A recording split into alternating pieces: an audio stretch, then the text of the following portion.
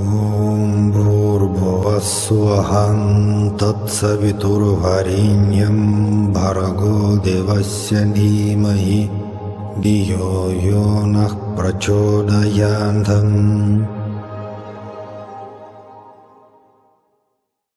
So, namaste everyone. Today let us speak about Sri Aurobindo, great Indian yoga and spiritual master.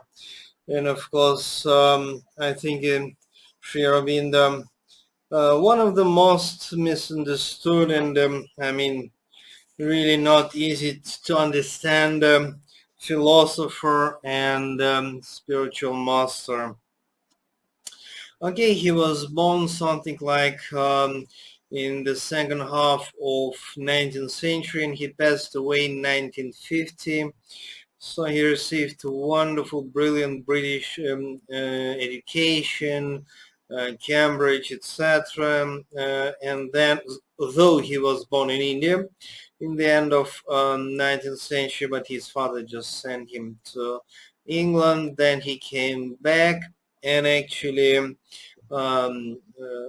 after few steps, like he was professor, he was a revolutionary, and then finally spiritual master. And very interesting concept of Sri Aurobindo, and a very unusual one, is that present condition of the humankind is not the final stage, not the final step of the evolution. Well, it's like when we take any religious or spiritual tradition, okay, Christianity of any kind, like Protestant, Catholic, Orthodox, or maybe esoteric Christianity, or we can speak about Buddhist religion, Buddhist tradition, Theravada, Mahayana, or Vajrayana. Of course, we have so many branches of Hindu religion, etc., Sufi and Kabbalah. Well, and normally spirituality is all about personal enlightenment. Okay, you can practice something according to whatever tradition you belongs to, or you may choose. Can be Christian prayer and meditation, can be Buddhist prayer and meditation, can be some kind of Hindu yoga, Tantra, Kabbalah. Okay, the question, the major question is actually about your personal salvation, personal self-realization, personal enlightenment. Okay, you practice something, I hope under guidance of certain guru or master or whatever teacher, spiritual teacher, and then you experience the divine Lord God. And finally, you just trying to escape from this world of illusion. And then, okay, if we're going to use Christian terminology, that can be salvation in a sense. We just go to paradise, meet Jesus, and that's our goal. Okay, for the Buddhist practitioners, it's just experience of the nirvana. And let us remember that nirvana is not the place, but experience. But anyway, nirvana is certain experience when you just escape from this world of illusion and suffering, okay, and you just go into the absolute consciousness, experiencing this absolute consciousness of bliss, joy, etc. And the same pictures of spirituality we have in a Hindu religion, the Sufi tradition, etc., etc. There are many different descriptions of what does it mean, this self-realization or enlightenment, depend on the tradition and religious concepts. But anyway, this is the personal one. That's question number one. And also it's something about to escape as far as possible, as quick as possible from this world of illusion and suffering. Okay, you can read Buddhist scriptures, you can read Christian Bible, you can study Upanishads, Vedic scriptures. Basically, that's going to be about the same. But Sri Aurobindo, and his chief disciple, her name was Mir Fasa. She was born in Egypt, but basically spent time in France. And okay, sometimes we'll call her French lady, but actually she was Jewish. She was born in Egypt. But anyway, she was a Westerner, and she came to Pondicherry, South Indian, a wonderful town.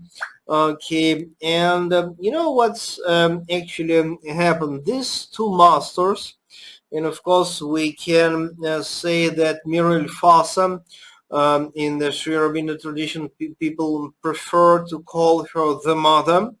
Actually, in a sense, she was his Sri Aurobindo, chief disciple, but in a sense, she was just spiritual half. And of course, Sri Aurobindo was family person. On certain moment, his wife passed away. Miril Fasa was also family lady, like she was married, and her husband was Mr. Richard, who was also kind of involved in all this Sri Aurobindo ashram activity. So it was not that Sri Aurobindo was and Miril Fasa husband and wife. No, that was purely spiritual connection, and in a sense they're both equal. Okay. And in Sri Aurobindo tradition, many followers and disciples, they consider Sri Aurobindo and the Mother as avatars or divine incarnations. So it means for the disciples of Sri Aurobindo and the Mother, two avatars, not just two gurus, not just two spiritual masters, but divine incarnations, which born on this planet to transform humanity. Of course, that's one more great question, because if you take the second half of let us say 19th century and 20th century and now 21st century, we have a few dozens of very famous gurus whom different groups of people consider as the divine incarnation. And of course, we can say that basically no contradiction in that. Why not? Why not so many divine beings be born on this planet? Why not? Actually, no contradiction at all.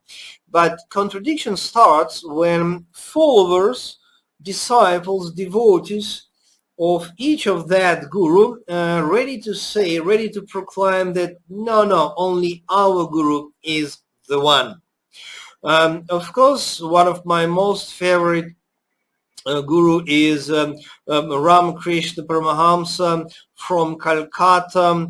Okay, is part of East Coast of India. He lived in the second half of 19th century. So many people consider him as the divine incarnation. The same with Sai Baba, Shirdi Sai Baba, 19th century, Sathya Sai Baba, 20th century, and Prema Sai Baba, 21st century. And of course, we have our own vision in Christian religion about different special saints in the Catholic Church, in Orthodox Church, who also came as the messengers from above. And it means, actually, that's very interesting. We have so many masters, dozens and dozens of masters, whom different people consider to be the divine incarnation. Now we have few incarnations even in female form, like Mother Amma Mira. Okay, let us Mother Mira. She was born in Andhra Pradesh state, South India, and I believe 1960. And her main ashram is in Germany, not so far from Limburg. Okay, we have Amritananda Mai. We have Bhagavan Karki, founder of so-called the Golden City, also in the state of Andhra Pradesh, and his Bhagavan Kalki is also founder of, let me see, I think that they call it University of Oneness, something like that. I mean to say, there is no any contradiction, for me at least, if we say that, okay, 19th century, 20th century, 21st century, we have few dozens of divine incarnations. Why not? That's okay. But the funny stuff begins when each separate group of followers, they point only to their own guru as the only one. And honestly speaking, that's what is my experience with the Sri Aurobindo tradition, because quite many followers and disciples and devotees of Sri Aurobindo, they just point to him as the only savior of humanity. As the Kriya Yoga practitioners, I myself as a Kriya Yoga master, I think that the teaching and philosophy of Sri Aurobindo is one of the most brilliant and one of the most essential for the Kriya Yoga tradition itself. But let us not to be crazy and mad, and let us say that, well, if we are open-minded, if we are open our heart, and if we approach spirituality in a way of synthesis, then why we have to point only to somebody as the one? And then the question is, okay, what can we do with all the rest of the great gurus? Must we just say that all the rest are cheaters? Of course not. Of course not. So it means that's a very interesting thing.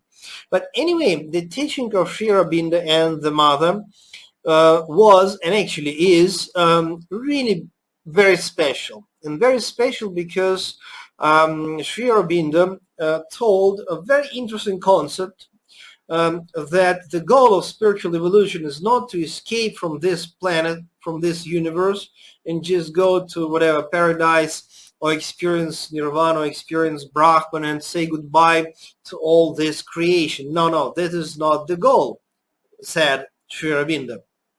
But the goal is, go above for the beginning, and then to be able to bring down this supramental light, this huge grace, and transform life here on this physical planet, on this planet Earth.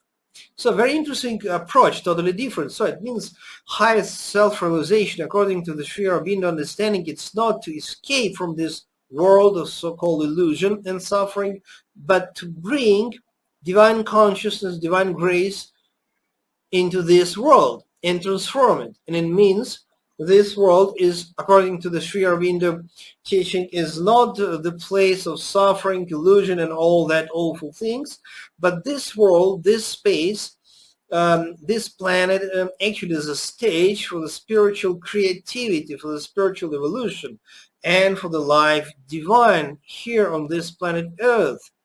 And he was speaking, Sri Aurobindo, that the top level, highest self-realization includes transformation of the physical plane as well.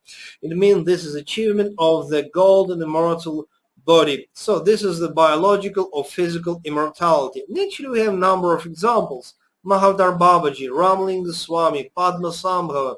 We have huge number actually of examples when different great mystics of Hindu, Buddhist, Taoist, Christian tradition, they really achieved that. By the way, if you are Christian, I suppose you know and suppose that you believe that Jesus the Christ was crucified, then he came back. Okay, first he was crucified, died, then he came back to life. And that was very special transformation, because he was not just, came back to his normal, the same physical body, but that was transformed body. That's the reason why Jesus' disciples could not recognize him easily, because that was special body of transformation. I suppose it was even light body. And finally, Jesus, according to the Christian Bible, just went to the paradise physically. What is the meaning of this symbolical description of such a strange end of the Jesus mission on earth? Actually, it's a rainbow body. So Jesus is an example of this achievement of highest God realization, self-realization, which includes physical transformation, transmutation of the physical plane. So Padmasambhava, the greatest Buddhist master, was also the same, like physically immortal. And we have Agastya Muni in South Indian area. We have in Himalayas Goraknath, and of course the chief immortal master is Mahavatara Babaji. Well, and okay, what was the point for Sri Aurobindo? He was speaking not only about possibility to achieve this, actually nothing new. We know that it's actually possible to achieve. But the main point of Sri Aurobindo was that it is possible to achieve, not only to choose a few yogis, few saints, few mahatmas, but each and every human being will achieve it, and that's going to be new divine humanity. That's the reason why he told that present level of humanity is not the last step of the spiritual evolution, but the next step of the spiritual evolution. Not, let me repeat, for the certain individual saints or sages, but for the whole humankind is such a highest level of enlightenment and self-realization, which includes even physical immortality. Amazing, absolutely amazing. And of course, slightly before Sri Aurobindo, in the end of 19th century in Germany, was very famous Friedrich Nietzsche with his idea of the Übermensch, like Superman. And it's a huge discussion. What is the difference between Superman, Supermanhood, even if you wish, in the Sri Aurobindo philosophy, and the Supermanhood, Übermensch of them, Nietzsche. And the difference is great because, Superman, based on the Nietzsche philosophy, is actually based on willpower and ego, and questionable connection with morality. Because if you're Übermensch, if you're Superman, maybe you don't need to worry about morality itself. But Superman, or the divine man, new man in the Sri Aurobindo philosophy, that was purely divine transformation and no personal will power at all, because the divine Superman, the divine man of the new era, it's actually the human being which has no personal willpower, because only the divine willpower is the leading force for such a really divine Superman. Well, okay, let me complete this video for today.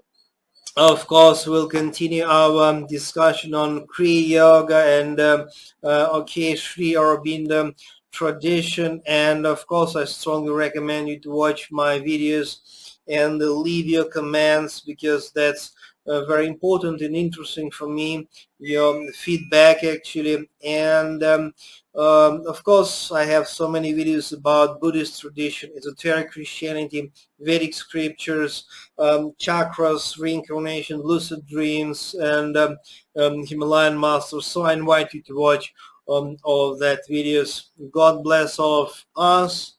See you next time.